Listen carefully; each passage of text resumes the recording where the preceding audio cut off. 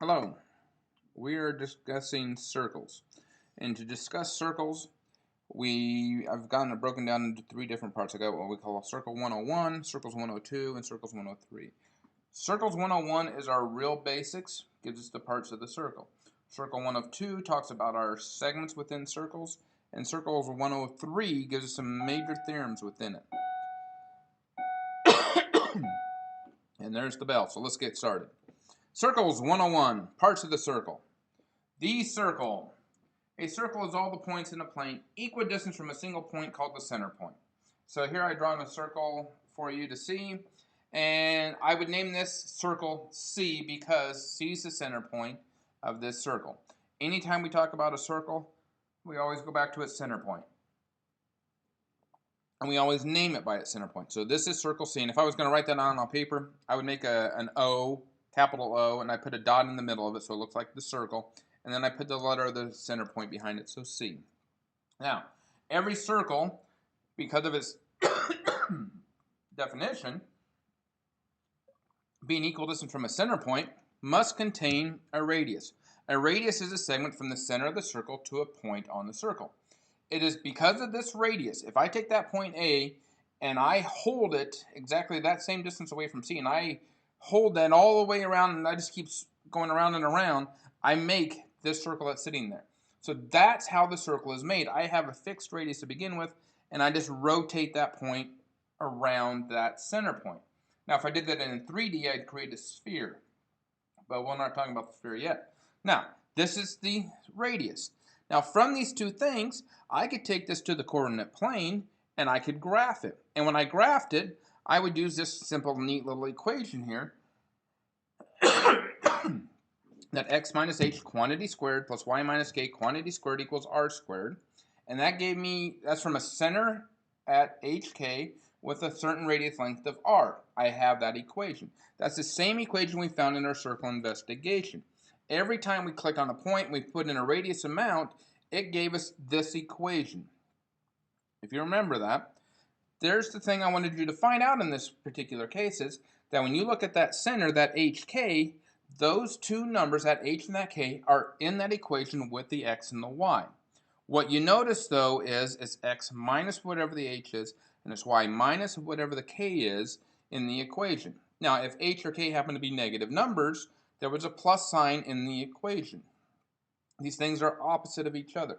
And the reason it's opposite is because I need to create the part that will send it back towards 0. But anyway, think about it always that they're opposite. So if my equation it says x minus 4, I know the center has to be at a positive 4. If it said it was x plus 4, I know the center would have to be at a negative 4. Those are always going to be opposite each other. And then the radius length is always the square root of the equal sign number. Okay, so that's the equation that we came up with, and that's what we saw on GeoGebra.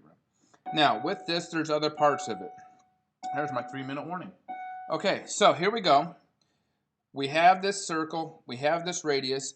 What else can we do it? Well, I could draw a segment whose both endpoints are on the circle, this MN. We call that a chord.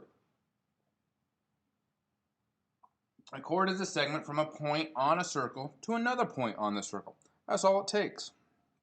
There's millions and millions and millions, an infinite number of chords in in this circle. So, there's our chord. Now, there's some special chords, and they're called diameters. And a diameter is just a chord that passes through the center point. It happens to be the longest chord in the circle.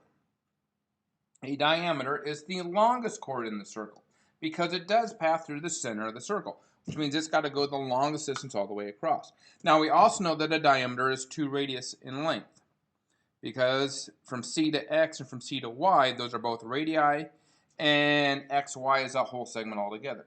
So 2 times the radius length gives me the diameter length, and the diameter happens to be a chord. So those all go together.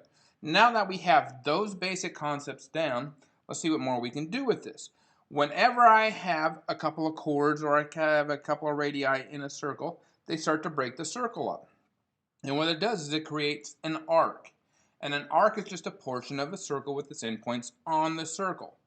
Now there's different types of arcs. We can have a minor arc, and a minor arc is less than half the circle. It's named with its endpoints. So what you see down on my figure here is I got that little pink arcish area there from N over to X. That is my minor arc in X. Notice it's named by its endpoints, the N and the X, and I've got the arc thing over the top. So that's one type, is an arc that's less than half the circle. I can have an arc that's more than half the circle, and I call it a major arc. And it's named by both of its endpoints again, but I have to have a third letter in there, and that tells me which direction I gotta go. So in this case here, I've got an arc that starts at M, ends at X, and I've got to go through point A to get there. So I have this major arc, MAX.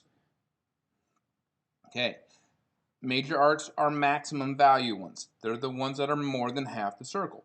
Well, if a whole circle is 360, what's half of it? 180. So anything that's more than 180 degrees would have to be a major arc. Anything that's less than 180 degrees would be a minor arc. Now, I told you there was three types. We have one that's less than half, we got one that's more than half, so the other one must be a semicircle, exactly half. Now, when I go to name a semicircle, I can do it either way. I can either treat it as a minor arc and just name it by 2 letters, or I can do it as a major arc and name it by 3 letters. Doesn't matter. All that matters is that the two outside values are the X and the Y in this case. Okay, so those are our minor, minor arc. Now, I kind of brought in this idea of degrees, and that's what we're going to kind of talk about next. Now, when I have two radii that come out of there, so my angle ACX and my angle ACY, we call those central angles. That was something else that was in the circle investigation that I had you do. Now, this ACX and ACY are called central angles because their center of their angles is at the center of the circle. Hence, central angle. Central being the center of the circle, central being the vertex of the angle. So they're central angles. Now notice these angles have endpoints on the circle. The A, the Y, the X are all endpoints on the circle. So angle ACX, angle ACY are central angles. Now you'll notice I have this minor arc from A to X. Now, I know the angle has a measure. And what we find out is the arc also has a measure. And we'll get to that. But AX is called the intercepted arc of the inscribed angle. The endpoints of the arc are on the sides of the angle. So arc AX, that minor arc AX, is the arc of the angle ACX. Now here's the part that we found out in our circle investigation, that the measure of the arc is equal to the measure of the angle. So the measure of arc AX is equal to the measure of angle ACX. So if angle ACX was 50 degrees, the measure of arc AC would be 50 degrees. Now this is talking about the degree measure of an arc. Now something I want to make sure you get across here and get this into your head. A circle is 360 degrees all the way around. So it has a degree measure to it, like an angle. It's got a degree measure to it. But unlike an angle, we can also measure a length to it. And that comes from a different perspective.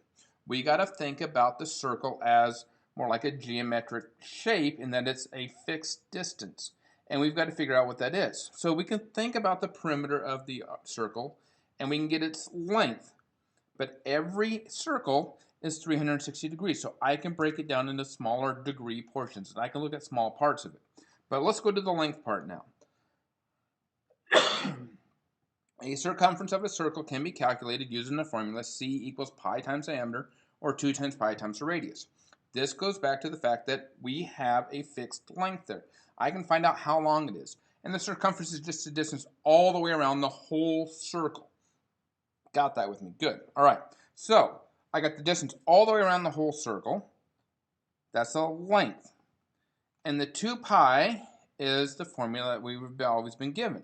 Now, what we'll find out when you get into a later class is that 2 pi is the same as 360 degrees. It's just written in a different form called a radian measure. It allows us to take the radius length and turn it into the length of the circle using the part of the circle that we have in the calculated length. Now, to actually find the length of an arc, we can calculate using this proportion where m over 360 equals L over 2 pi r. The m stands for the measure of the arc. What is that degree measure of arc AB? Or if you want, what is the degree measure of angle ACB?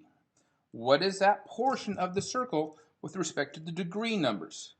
That's going to equal the proportion of the length of the arc, L, of AB. How long is that length from A to B? In centimeters or feet or inches, some unit of length, and that's going to be divided by 2 times pi times the radius, where r is going to be measured in that same unit of length, inches, feet, or whatever, okay? So that's how we calculate the length of an arc. Now the area of a circle, again, is another formula you've seen quite often, and it is just pi times the radius squared. So the area of a circle is pi times radius squared. Now with the circle, we can also break the circle up into these little parts, and we call them sectors. A sector of a circle is a region of a circle bound by 2 radii and their intercepted arc. So it's like a pie piece or a pizza piece, if you want to call it that. And we can actually calculate its area as well. We can find out how much of the whole part is calculated right there. And we do that by using a similar formula. We take the whole area of this circle, pi r squared, and we multiply it by the fraction of the circle that we have. So m divided by 360. M again is the measure of the arc or the measure of the central angle. Divided by 360, that gives us what fraction of the circle we have, and we multiply that by pi r squared. So now, what have we gotten here? We've got to the end of our circles 101. So we've talked about the center of the circle. We've talked about the radius of the circle. We talked about the equation of the circle, how to find its center and its radius value. We talked about the diameter. We talked about chords. We talked about minor arcs, major arcs, semicircles. We talked about the fact that a minor arc is less than 180 degrees. A major arc is more than 180 degrees. A semicircle is exactly 180 degrees. We got the degree numbers because the measure of the arc is equal to the measure of its central angle. Central angle is just formed by 2 radii. We took that idea, we took it into the length, and we found out that the length of an arc is just m divided by 360 equals the length of the arc divided by 2 pi r. We solved that proportion by what the numbers we have. We calculated the area of a sector. So thus ends Circles 101.